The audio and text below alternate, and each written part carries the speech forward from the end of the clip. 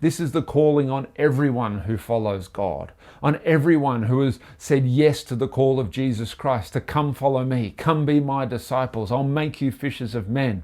The response to the call is not a response to a certain end, to a certain benefit of following Jesus, a certain need being met. It's not a call that's going to end in some position or some kind of wage or some kind of thing where people will give you honor and glory. No, the call of God is the call to stature, that God will make you a fisher of men, that he'll mold you and shape you. And that call will always result, your destiny and the purpose of it, I can guarantee it, because this is the style of God.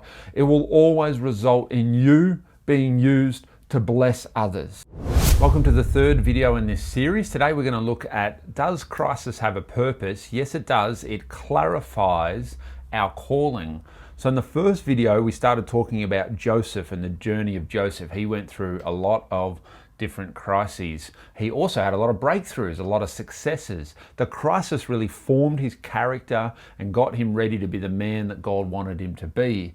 But the success and the breakthroughs he had at different times in his journey, as his life went through, they caused him to go into greater positions of influence and eventually to come to a final destination that we find in Genesis chapter 50 and verse 20, where he says to his brothers, "You intended things to harm me. God has intended them for good, and that I would be used to save many lives." And he's referring to now his position as the 2IC, the second in charge of all of Egypt, where Pharaoh has commissioned him to take all of the grain from the 7 years of plenty and store it up so that in the 7 years of famine that they would not starve, but even that they would feed the different nations of the earth. An incredible destiny. And that's what I want to talk about today.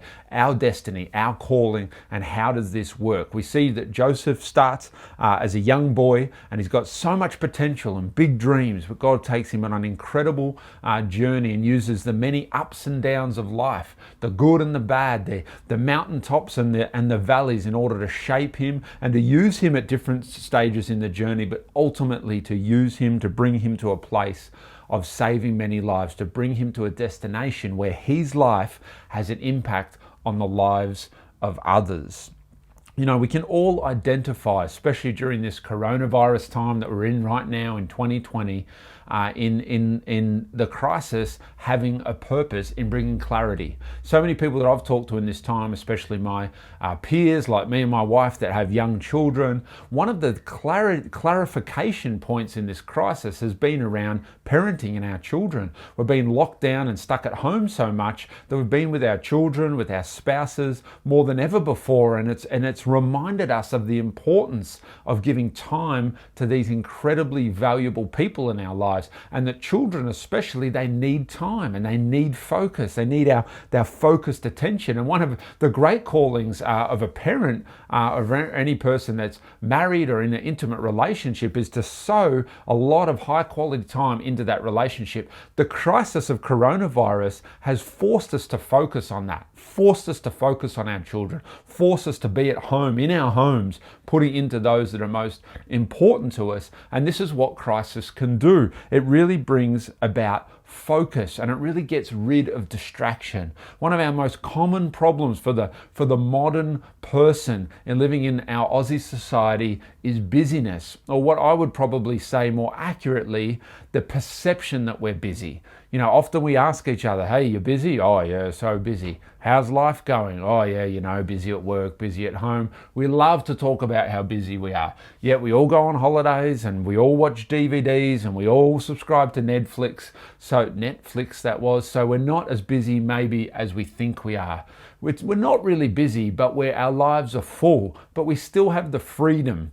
We still have great freedom. We live in an amazing time in history, an incredible country. We have so much freedom to put time and focus into what you want to put time and focus into. It really comes back to a decision around priorities. But what a crisis does is it really brings into stark view what our priorities are, what we are actually doing with our time. And this pandemic and this lockdown is really, without us having to make the choice, it's cut away a lot of options, and it's really cut down our busyness, and it's brought the crisis, the purpose in the crisis, part of it is to bring into stark reality what we're doing with our time and what we're giving our energy to, and whether all the things we busy ourselves with really are valuable or not, or really are who we want to be and where we want to go or not. And God always speaks through these crises. You know, when you have a health issue and you're on your back or you're stuck in bed, you often think about, what am I doing with my life?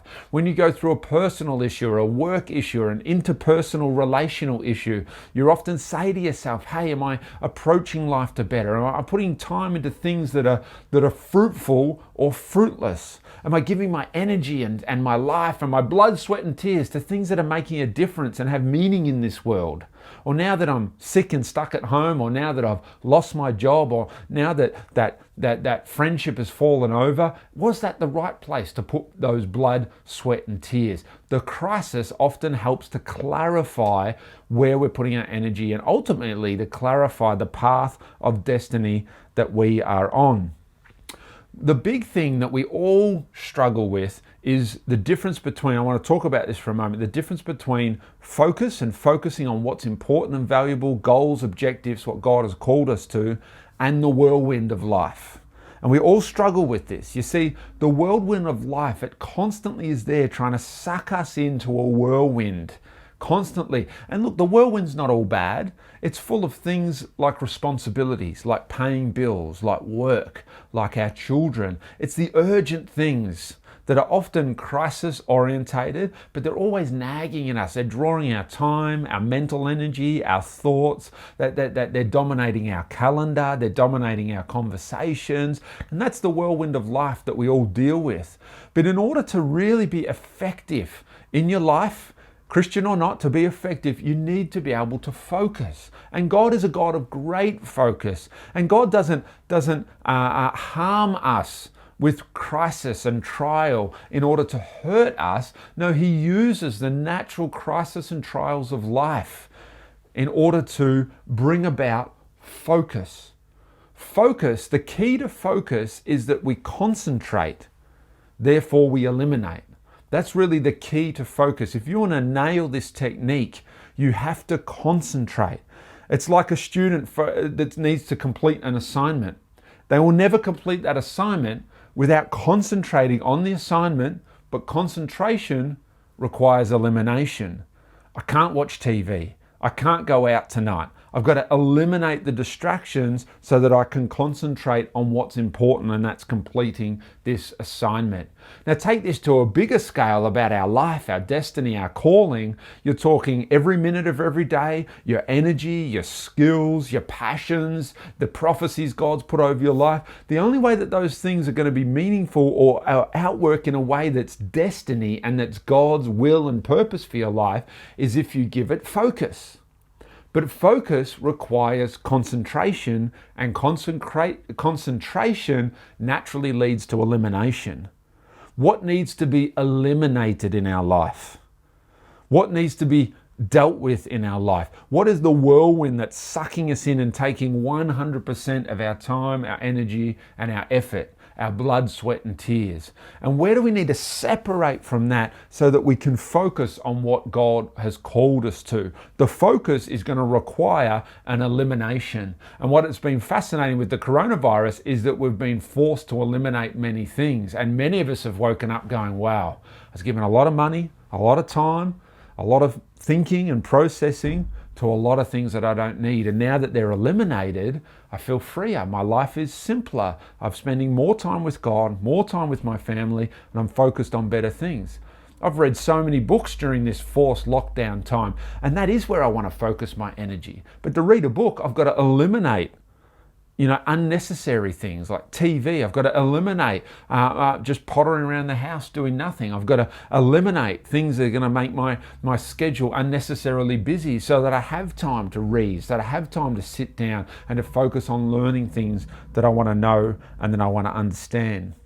You see, I'm a doer, and part of what sucks me into the whirlwind is doing. It's really the lie or the half-truth maybe that I'm going to achieve great things for God if I do more, and if I work harder, and if I try better, and if I be stronger, and if I learn more, and if I sleep less. But this is a lie, and it doesn't work.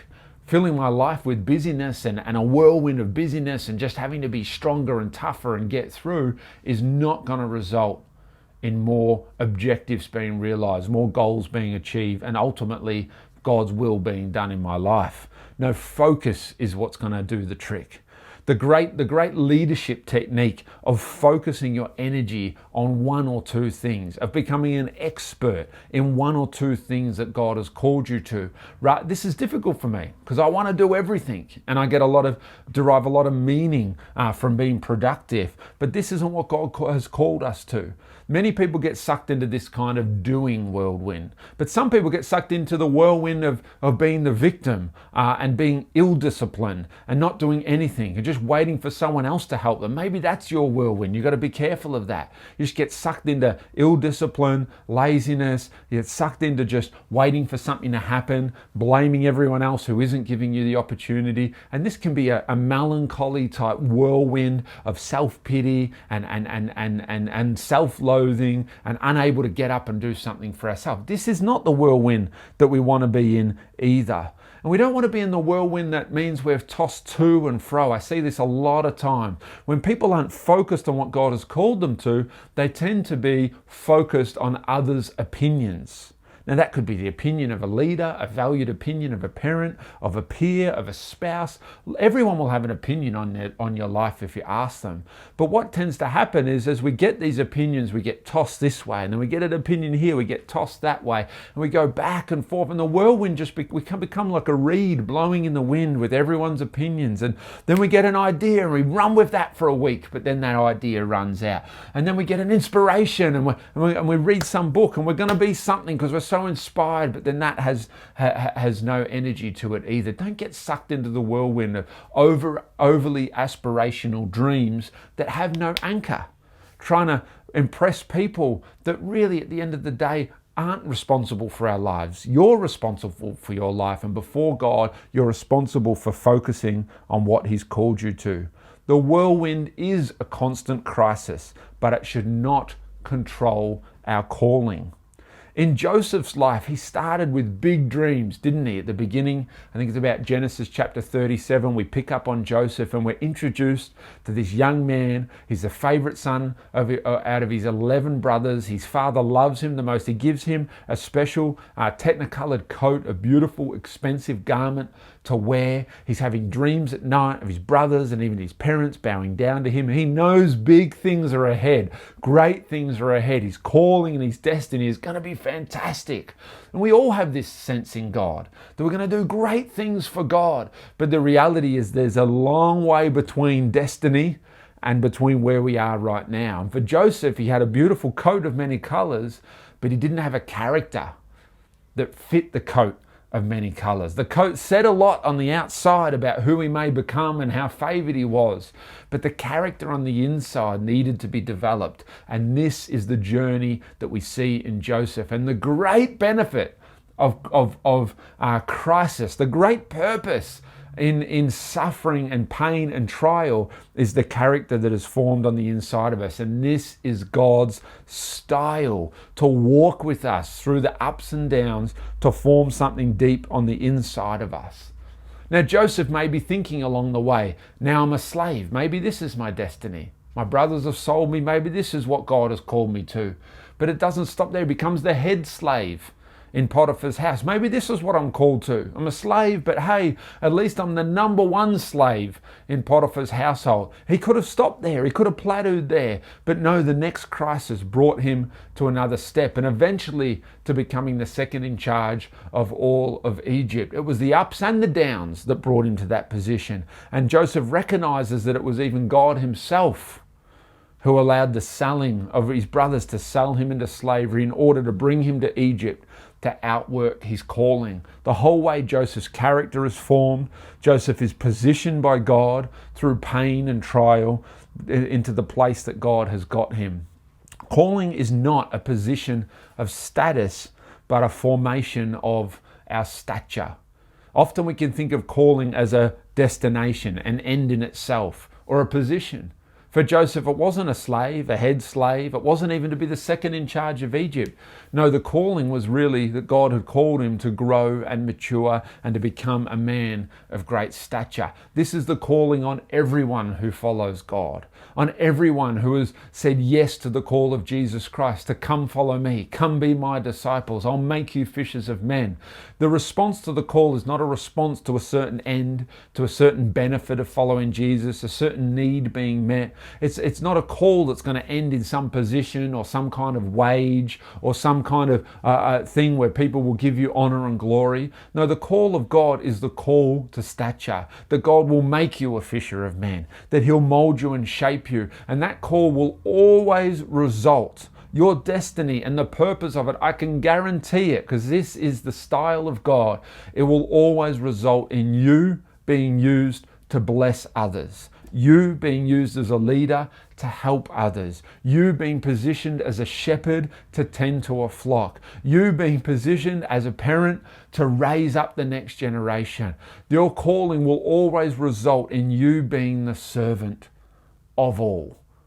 The call of Jesus Christ was to wash his disciples' feet and to die on the cross for all of mankind. It was in the crisis of the cross that Jesus' destiny was found. It was in the pain of the whipping and of the shame and the nakedness and the hanging on the cross and the separation from his Father in heaven. It was in that incredible crisis that the ultimate purpose of Jesus Christ, to save not many lives like Joseph, but to save every life. That will always be the center of any Christian who wants to follow Jesus and fulfill their calling. It will be to lay down one's life for a friend. You know, Joseph learned two important things, and I just want to clarify this in his calling. The first one was forgiveness, that forgiveness is a necessity to the call. And the second one is that his life was to be used for others, for the saving of others' lives. In Genesis 45, Joseph reveals himself to his brothers. It's the amazing climax of the story of Joseph, that the brothers who betrayed him and sold him to slavery, that he is now feeding, they haven't recognized him, Joseph's recognized them, that he now reveals himself to his brothers after a series of back and forth and even bringing their father Jacob to Egypt. And as he reveals himself to his brothers in verse 7 of chapter 45, he says, "That God has sent me ahead of you to keep you and your families alive and to preserve many survivors. So it was God who sent me here to Egypt, not you, and he is the one who has made me advisor to Pharaoh, the manager of his entire palace and governor of all Egypt." Joseph has forgiven his brothers. He's recognized that it wasn't their decision that put Joseph in Egypt. It was ultimately God's hand working in his life that put Joseph in this position in Egypt. And the position that he's come to, he has also realized was not for himself, but it was to bless others, even to bless his own brothers who had sold him into slavery. If Joseph had held on to his pain, held on to his offense, held on to his unforgiveness, if he had worn this incredible tragedy of his own brothers stabbing him in the back as a badge of honor and as a badge of the victim, then he would have missed the purpose of his calling. He probably would still be stuck in a dungeon, wallowing in his own self-pity. But he'd cleaned his heart. And this is critical. If we want to achieve the call that God has called us to, we must have a clean heart. Create in me, O God, a clean heart, a steadfast spirit.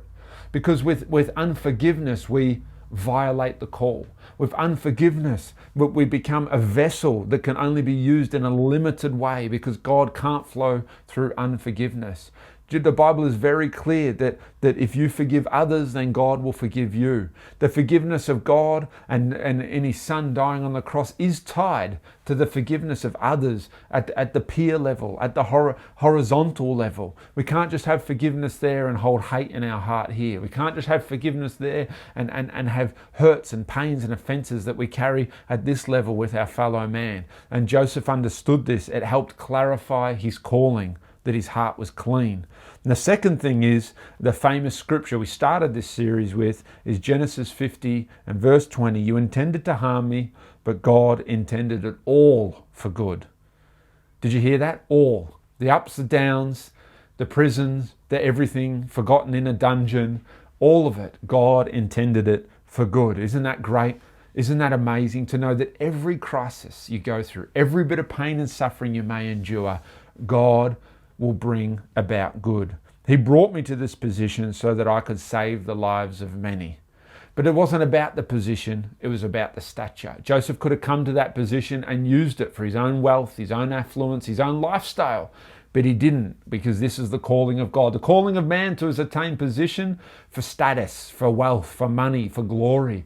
But for the man of God and the woman of God, it's to attain to a position that God has put us in, that God could take away tomorrow, but it's in order to bless others. The fulfillment of our life's calling will always involve the blessing of others. We become the servant of all. We lay down our life so that others may be saved. We give our life that someone else may have a life for a life. And as I finish, I want to touch on 3 different areas that I see this all the time, and it's just so powerful and so special. The first one is with parents. This is one of the most phenomenal calls. If this is the only thing you do with your life, you have fulfilled a great godly calling. And that is to lay down your life for your husband or wife and to lay down your life for your children. To raise the next generation, to be godly young men and women of God. To devote yourself, not just to nurturing your children and feeding your children and clothing them, but to devote yourself to more. To discipling your children, to raise them up, to understand the Christian worldview and perspective of life, to understand the ideologies and the competing worldviews of the day and understand how to identify them so that they don't get wrapped up in them and just become part of the worldly system, but that they become a young man or woman of God, like a Joseph, like a Daniel, like a Deborah, like an Esther, that can stand in the society of their time and stand for truth. This is a phenomenal calling that parents are called to. And if this is the only thing you do with your life, you have done a great thing for God. The second great calling to give our life to others is leadership. That we come to a position like Joseph of influence and leadership. We become a mentor. We become a leader in our local church. We become a leader in our workplace or in our community club or our charity that we might be involved in. That a leader takes on responsibility and ultimately the responsibility to lead others to a destination. So not only are we going somewhere with our life and our purpose and our calling, but we also commit to carrying someone else to a destination.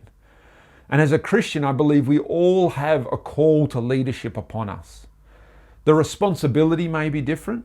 The level of leadership and complexity to that leadership role may be different. A volunteer leader in a church, of course, will not carry such a load as a paid professional out there in a big business.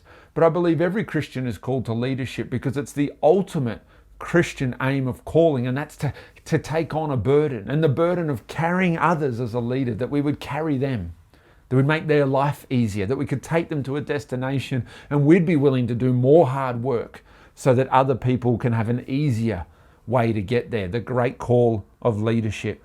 And thirdly, it's the calling in our vocation, our vocational calling, our calling to work. This is one of the greatest ways that anyone can contribute to others, can give a godly contribution back to society, back to your local community, back to the nation that you live in, and that is through your vocation. And that's why vocation and work is so important. It was in the Garden of Eden before Genesis 3, Adam and Eve were called to work. It's such an amazing godly gift that is given to mankind, is that we can devote our lives to a work, to a field, to an expertise, that we can give ourselves to something, that we would not just dwell aimlessly and shift from job to job and have no purpose in our workplace, but we would commit ourselves to a field of work, to raising up in that particular field that we're called to, and contributing something godly back to our society and to our fellow man. This is a great way to serve others and to lay your life down for not only God, but your nation, your community, and for others.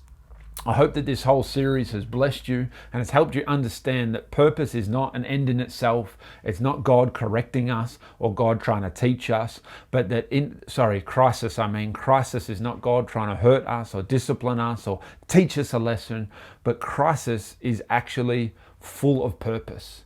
And if you have the eyes to see and the ears to hear, you'll understand that God is bringing about a purpose. Joseph knew this, that there was a great purpose in the suffering and there was a great purpose in the success.